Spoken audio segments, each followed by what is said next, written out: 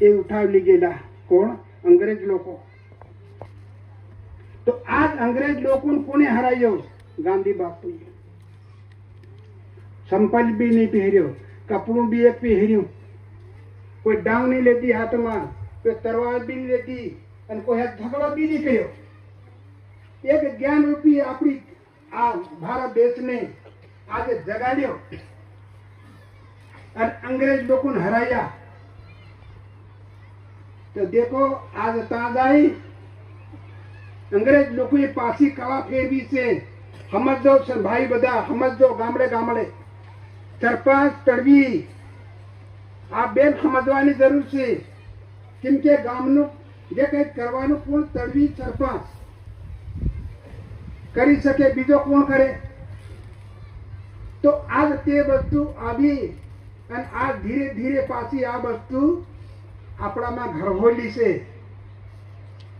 આપણા લોકો જે આંધા, અણજાણ, અભાન ઈસુ ઈસુ ઈસુ ઈસુ કરે, નિમળે કોઈ આતરો કે માં કોઈ સમાન, નિમળે કોઈ સાધન. તો આ પેલી વાત આવી કે ભાઈ ભાઈનું માથું કાપશે ને કાપશે 100%, અને આ કામ કરશે 100%. તો એને માટે ગામડે ગામડે મીટિંગ રાખો. સંતો ભક્તો, ભગત હોય કે આકરની હોય,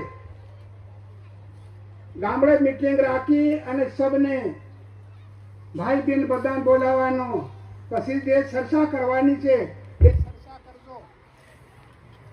ચર્ચા કરીને ફેર ગામનો તળવી ઉભો થાય. ગામનો તળવી ઉભો થાય કે મારા ગામમાં વિષય નહીં રહેવાય.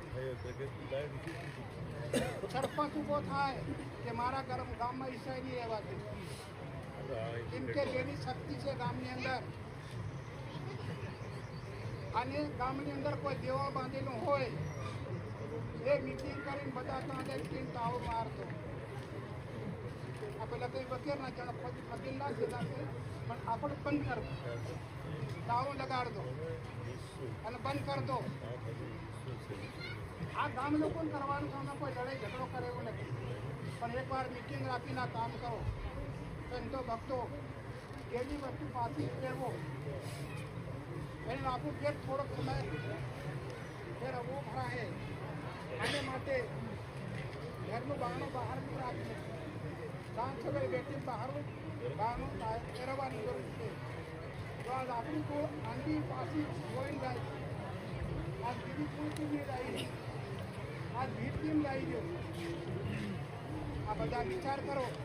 કેમ કે આપણું ભણેલા આપણે કંઈ કહેતા નથી કોઈના અને કંઈ કરતા નથી. આજ હરિજનની છોકરીની એક ગુરુની કેટલી લજા ઢાંકી રહ્યા, સમારીની ગુરુની લજા કેટલી ઢાંકી જાય. ત્યારે આપણી ગુરુની લજા આજીમ થઈ રહ્યા. આપણા ભીડ